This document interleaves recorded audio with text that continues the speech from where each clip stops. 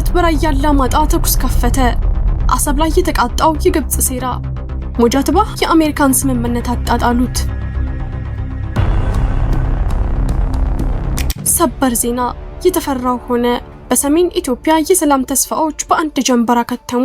የህወሓት ታጣቂዎች በራያ አላማጣ ከባድ ተኩስ ከፍተው በአዲስ ወታደራዊ እንቅስቃሴ ወደ ወሎ ምድር መምጣታቸው ተሰማ። ይባስ ብሎ ደግሞ በአሜሪካ መንግስት የተጣለውን የቪዛ ማዕቀብን ተከትሎ ጃዋር መሐመድ ያወጣው አነጋጋሪ ጽሑፍ የሰላም ስጋቱን ወደ ሌላ ደረጃ አሸጋግሮታል።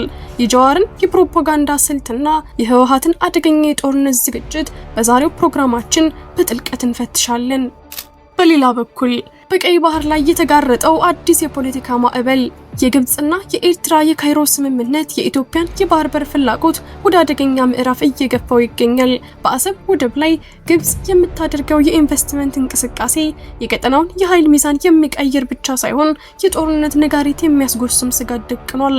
ዛሬ ይህ ስልታዊ እንቅስቃሴ ለምን ለኢትዮጵያ ቀይ መስመር እንደሆነና በቀጠናው የተጋረጠውን የጦርነት ስጋት በጥልቀት እንቃኛለን። ከውጭ ዜና የመካከለኛው ምስራቅ ውጥረት አዲስ ምዕራፍ ላይ ደርሷል። አሜሪካና ኢራን ታሪካዊ የተባለ የተኩስ አቁም ስምምነት መፈራረማቸውን ተከትሎ የባህር ላይ ማዕቀቡ በይፋ ተነስቷል። ነገር ግን የኢራኑ ጠቅላይ መሪ ሙጃትባ ኻሜኒ ከስምምነቱ ጀርባ የሰነዘሩት እጅግ አስደንጋጭ መልእክት ዓለምን እያነጋገረ ነው። ዝርዝር መረጃውን ይዘናል። አብራችሁን ቆዩ። ሰላም ውድ ቤተሰቦች እንደምን አላችሁ? ይህ ዜና ላፍታ ነው። ቪዲዮውን ላይክ በማድረግ ይጀምሩ እያልን ወደ ዝርዝር ዜናዎች አለፍን። ሰበር መረጃ። በራያ አላማጣ ከባድ የተኩስ ድምጽ ተሰማ። ህወሓት ወደ ወሎ ተንቀሳቀሰ። ጃዋር መሐመድ የሰጠው አወዛጋቢ ትንታኔም ተጋለጠ። የኢትዮጵያ ሰማይ በድጋሜ በጦርነት አደጋ እየተሸፈነ ነው። የደረሱን አዳዲስና አስደንጋጭ መረጃዎች እንደሚያሳዩት በራያ አላማጣ አካባቢ የህወሓት ታጣቂዎች ከባድ ተኩስ በመክፈታቸው ውጥረቱ ወደ ከፍተኛ ደረጃ ተሸጋግሯል። የህወሓት ታጣቂዎች ወደ ወልቃይት አቅጣጫ ከማምራት ይልቅ ፊታቸውን ወደ ወሎ መስመር በማዞር በእግር ጉዞ ላይ መሆናቸው በግልጽ ታውቋል። ይህ እንቅስቃሴ በተለይ አርሚ 15 የተባለው የጦር ክፍል ወደ ወሎ መስመር እንዲያቀና መመሪያ እንደተሰጠው መረጃዎች ያመለክታሉ።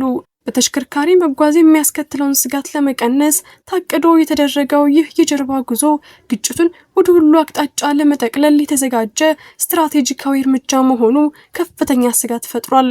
የኢትዮጵያ ሕዝብ ለሌላ ጦርነትና መፈናቀል ሳይዘጋጅ በድጋሚ የተኩስ ድምጽ በጆሮ ማስተጋባቱ እየተካሄደ ያለውን የጥፋት ሴራ በግልጽ ያሳያል። ህወሓት የፕሪቶሪያውን የሰላም ስምምነት በመናድና የውስጥ ክፍፍሉን በጦርነት ለመሸፈን በመሞከር ለሁለተኛ ጊዜ የትግራይን ወጣቶች እንደማገዶ እየተጠቀመ ነው። አሜሪካ በሰሜን ኢትዮጵያ ሰላምን አደጋ ላይ ጥለዋል ባሏቸው የህወሓት አመራሮች ላይ የቪዛ ማዕቀብ መጣሏ በራሱ የሚያሳየው ዓለም አቀፉ ማህበረሰብ በቡድኑ አደገኛ እንቅስቃሴ ላይ ያለው ጥርጣሬ ከፍተኛ ደረጃ ላይ መድረሱን ነው። ሆኖም ይህ የገዢዎች የፖለቲካ እብሪት በሰላማዊ ዜጎች ህይወት ላይ እያሳረፈ ያለው ጠባሳ ሊታለፍ የማይገባው ታላቅ የጦር ወንጀል ነው።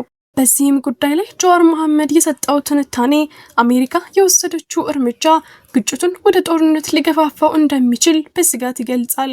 ጃዋር በትንታኔው ህወሓትን እንደ አንድ የፖለቲካ አካል ኤንቲቲ በመውሰድ ባቀረበው መከራከሪያ ቡድኑ በአሁኑ ሰዓት ከጦርነት ውጪ የተለየ አማራጭ የለውም ሲል ይደመድማል። በስሌቱ መሰረትም ህወሓት በውስጥ ያለውን ክፍፍል ለመጠገንና ህዝቡን ለማስተባበር ጦርነትን እንደ ስልታዊ አማራጭ መውሰዱን ነው የሚገልጸው። በጽሁፉ ይህ የቡድኑ ውሳኔ የፖለቲካ ስልጣንና አንድነትን ለማስጠበቅ የሚደረግ የፖለቲካ ስትራቴጂ እንደሆነም ይገመታል።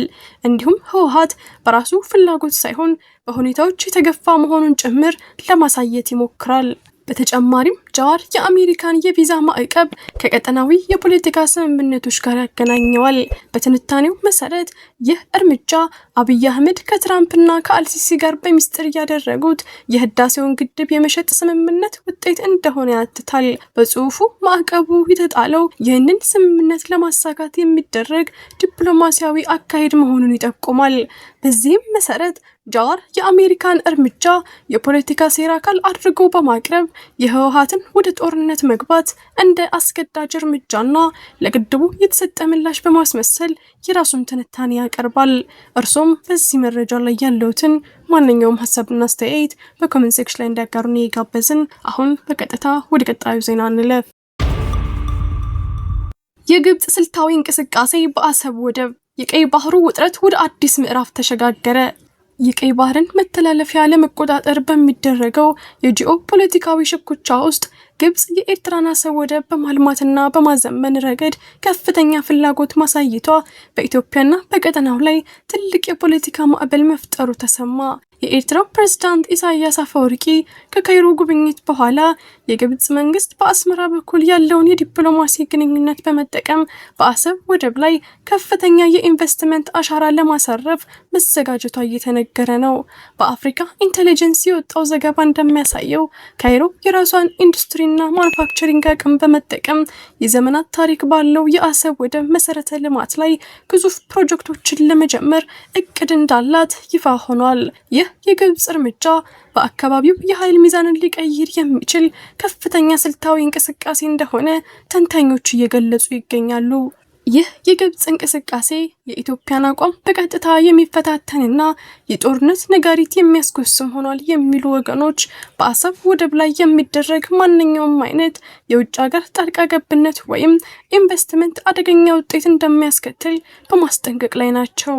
በተለይም ከወደቡ በ61 ኪሎ ሜትር ርቀት ላይ የኢትዮጵያ ጦር መኖሩን የሚያስታውሱ ወታደራዊ ተንታኞች ግብጽ በጉዳዩ ውስጥ እጇን ካስገባች ኢትዮጵያ በሉዓላዊነቷ ላይ የሚሰነዘር እንደሆነ በመውሰድ ፈጣንና ወታደራዊ እርምጃ ልትወስድ እንደምትችል ይሰጋል።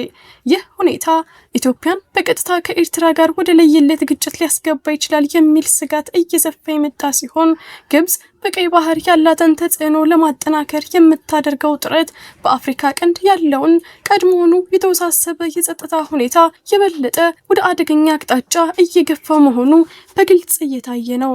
በዚህ ጉዳይ ዙሪያ የኢትዮጵያ መንግስት እስካሁን ያለው አቋምና የዲፕሎማሲ ጥረቶች ምን እንደሚመስሉ ጥያቄዎች እየተነሱ ቢሆንም በቀጠናው እየተፈጠረ ያለው ይህ አዲስ የኃይል ሽኩቻ የሁለቱን ሀገራት ግንኙነት ወደማይቀለበስ የጥላቻ ምዕራፍ ሊወስደው እንደሚችል የዘርፉ ባለሙያዎች እያሳሰቡ ነው። በአሰብ ወደብ ላይ የሚደረገው ግብይት በኢኮኖሚ እይታ ብቻ ሳይሆን በኢትዮጵያ የባህር በር ጥያቄና በቀይ ባህር ደህንነት መካከል ያለው ትስስር እጅግ ስሱ በመሆኑ ማንኛውም የተሳሳተ የዲፕሎማሲ እርምጃ ክልሉን ወደ ሰፊ ጦርነት ሊከፍተው ይችላል።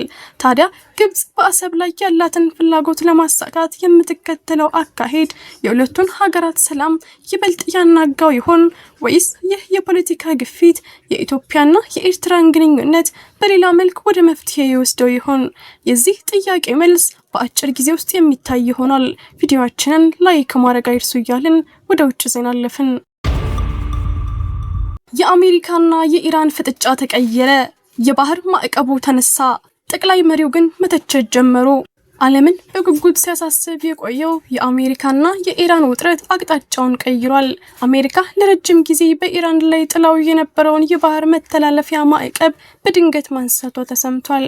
የአሜሪካ ማዕከላዊ እዝ ሁለቱ አገራት ጦርነቱን ለማቆም መስማማታቸውን ተከትሎ ውሳኔው መተላለፉን ያረጋገጠ ሲሆን ፕሬዝዳንት ዶናልድ ትራምፕ ባስቀመጡት አቅጣጫ መሰረት የተወሰደው ይህ እርምጃ የአሜሪካ የጦር መርከቦች በአካባቢው ቆይታቸውን እንደማይቀንሱም በግልጽ አስታውቋል።